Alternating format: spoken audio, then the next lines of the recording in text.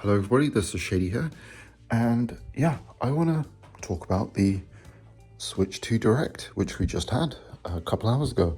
So, yeah, obviously, first things first, the release date, June 5th, kind of shocked about that. I didn't think it'd be so soon, 2 months, you know, but obviously, you know, it's been so many years since, 8 years since the original, so makes sense. Yeah, I think, now that it's announced, everything's out there, may as well just get it out quick. Unfortunately, we don't know when pre-orders are live just yet. And another weird thing, the Direct, they didn't announce the price at the actual event, but in the UK at least, it's going to be $395, just under £400, which I thought it would be sub 400. And then yeah, you get a bundle with Mario Kart for like 450 or something, I think it was. And yeah, there's a few interesting things. Like, I think overall, I would say this was just an okay kind of Direct, personally, for like the launch of a console. To me, there was nothing that was kind of wow, or like made me think I need to buy this thing day one, personally. I like Mario Kart World Tour, or Mario Kart Worlds, which is the new one, which was announced, basically Mario Kart 9. Yeah, I don't know why they didn't have 9 on there, but yeah, I'm guessing just so, clean up the title a bit more. Yeah, I mean, that is all, Mario Kart 8 was the biggest selling game on the Switch, so it makes sense to have that as your launch title, but for me personally, not a draw. I mean, individually, a lot of the launch titles, I think are solid, actually. I think overall it actually has a better launch lineup than most consoles, obviously, mainly because it's a lot of older titles. There was a lot of ports of third-party games that were announced. Obviously, first we have the ones that were announced sort of day one for the launch. We're going to have Cyberpunk 2077 Ultimate Edition, which is really good. Interested to see how that port is. Obviously, bad launch, but the game kind of sorted itself out, and it's actually really good. So it's a really good title. Yakuza 0 looks really good. Well, it's a great game, and it looks like this is the ultimate version. So there's going to be some extra content, apparently, some new scenes and dialogue and stuff. So it's yeah, I mean, that's one of my favorite games. So that's a really solid game to have at launch. Yeah, there was a Hitman game. I think it was Civilization 7 or something. Is going to have a sort of an update version. Then yeah, there's kind of the like what are they calling the Switch 2 editions, which are different to just straight up Switch 2 games. These are games that will have updated versions, ports of original Switch games that you can either buy an upgrade for on the store if you already own the copy, or buy a whole brand new version off the shelf on the cart. And obviously, as we thought, Breath of the Wild and Tears of the Kingdom are 2 of those titles. Yeah, both really good ones to have for that. Being able to play those games at 60 frames is going to be really good, to be fair. Yeah, and I think the other one was like this Mario Party game, which is fine, to be fair. And then there was the Kirby game, what was it, the Lost Kingdom, or what the hell it's called, which is, again, is a really good one to have, to be fair. Like I said, individually these titles are fine. But yeah, obviously, besides that, game-wise, again, we had some, like I said, decent sort of third-party ports. Final Fantasy VII Remake is coming, not on launch, but at some point. And what's really interesting about this one is there was something they said which look forward to more announcements on Final Fantasy Remake Project, which obviously means that Rebirth is coming, and I imagine Part 3 will also come. Whether it'll be day one is kind of, we'll have to wait and see. They probably will do what they did with Rebirth, where it will come to PS5 first, and then like 6 months down the line you'll have the other ports. But you never know. Maybe it'll come down to the sales of the other versions, maybe. They could potentially be working on the Switch version alongside the PS5, potentially. But we have to wait and see on that, obviously. But still, really solid game. Final Fantasy VII Remake is a really good game, so it's a great game to have on the Switch. Also Elden Ring as well is coming, which is awesome. I think it's one of the best kind of open world sort of Souls-like type game there is, so really good. And then there was a couple of other interesting little announcements, a few indie games. Silksong was sort of announced, and we know it's coming out this year. Obviously no set date yet, and the game's been delayed a number of times, but that's really cool. As well as that, we had Hades 2 as well. There was a new Undertale game as well, so again a strong indie lineup, which is great. Then there was a few little random titles. Star Wars Outlaws is coming as well. We had Borderlands 4 announced as well, which is great. And obviously the good thing is the Switch has the mouse support, so it's going to be good for FPSs and stuff, so that's really cool. And then, kind of the two big titles, the one I'm most kind of anticipating personally, was the new Donkey Kong game, Donkey Kong Bonanza, which looks really good. I originally thought it was like Mario Odyssey 2, but it's actually a Donkey Kong game, and it's cool to have a fully 3D Donkey Kong game. Finally, I think we haven't, if I'm correct, I think the only one we had was actually Donkey Kong 64, so it's really cool. So I guess that's the big one. Instead of a 3D Mario game, we got a 3D Donkey Kong game, and I think that is out this year as well at some point. And then another really interesting one, a From Software game, the Dust Bloods, I think it's called, which is basically a exclusive game for the Switch 2, and is going to be a PvP VE, that's kind of difficult to say, game. So basically play versus enemy, multiplayer Souls-like.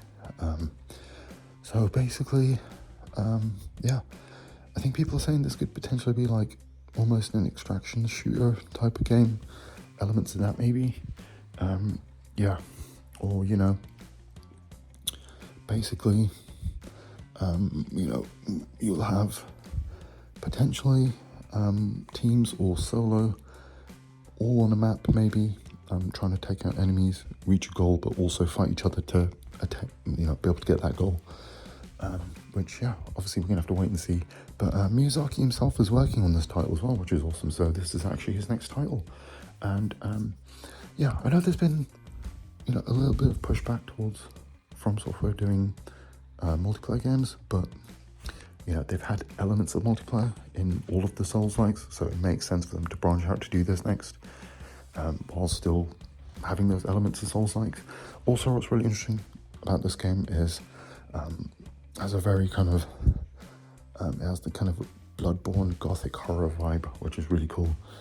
So obviously people are saying this is basically Bloodborne 2 to them, so that's really funny. And that was pretty much all the big game announcements, all really good, but just not great in my opinion. But it's just the launch of a console, so that's fine, I think. Next up there was a couple of really interesting things as well. For the Switch 2, Nintendo Switch Online, there's two big things. One is GameCube games. That's going to be the new thing added to Nintendo Switch Online expansion pack. which is awesome, alongside a GameCube wireless controller, another official GameCube controller. So it's the controller that never dies, which is kind of funny. But that's going to be awesome because realistically that should be used on, or be able to be used on most modern games. So that's really cool. Also, we know what the C button is now. Basically, it's for your chat functions. Essentially, now they're finally going to have integrated voice chat into the console. It's actually got a microphone built into the system itself, and apparently it does noise cancelling. You're able to actually speak clearly regardless of distance, apparently. We have to wait and see on that. Also, you've got a camera, so you can do video feeds as well. And what's really cool about this is there's the ability to be able to screen share or just watch someone else's screen, or all the people in your party. So obviously I know it's kind of like 20 years late, but it's good to finally have party chat actually on a Nintendo system, which is good. At least they're there now. And there's games that are going to utilize these features within them as well. And they're saying you could do things like self-imposed challenges and fun, interesting things like that, which is kind of cool. They spent a lot of time on this though. They had this really long kind of cringy video, but it was alright, you know, still fine. It's good that they have it, I guess.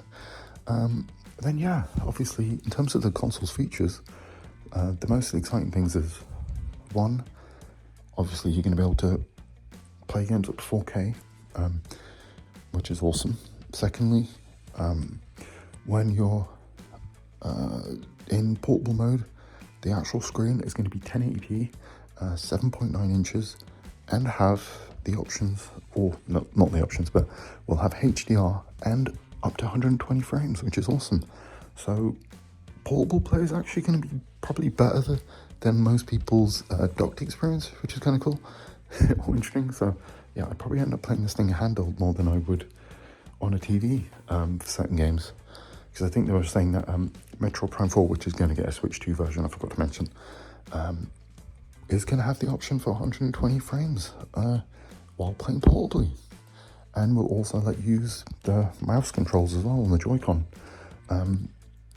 That's really cool. Obviously, there's a few things that we need to talk about. Apparently, game prices. They're going to be... It looks like the American price anyway is going to be $80. I don't know how that's going to translate over here to our money. I'm assuming it's going to be about £70, so about the same as your big releases anyway. So that's how it is. Unfortunately, not all games will be that price though. It's just going to be the big releases.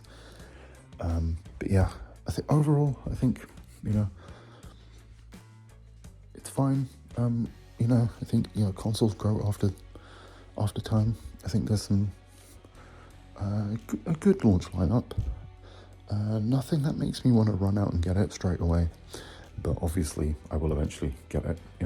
Another game I forgot to fail to mention, launch title, was a re-release of the first Bravely Default, which was a 3DS exclusive game.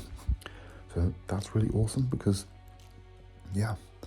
we need more ports of kind of like obscure JRPGs on modern systems, especially games on 3DS. So and the GameCube Online is going to be launching alongside Soul Calibur 2, Wind Waker, and I think it was F-Zero GX.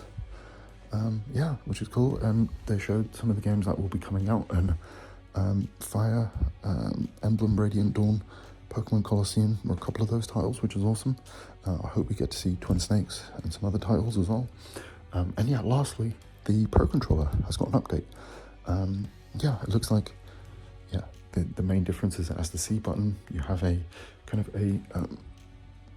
a silver coloration over the top, or grey, and you now have two back buttons which you can assign, which is kind of cool.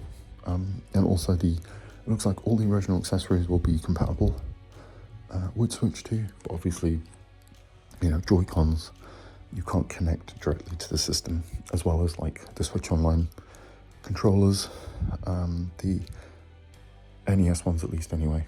And but besides that, you know, it's still cool that you can use them wirelessly. There was another really cool feature that's coming to both consoles, which is going to be game sharing.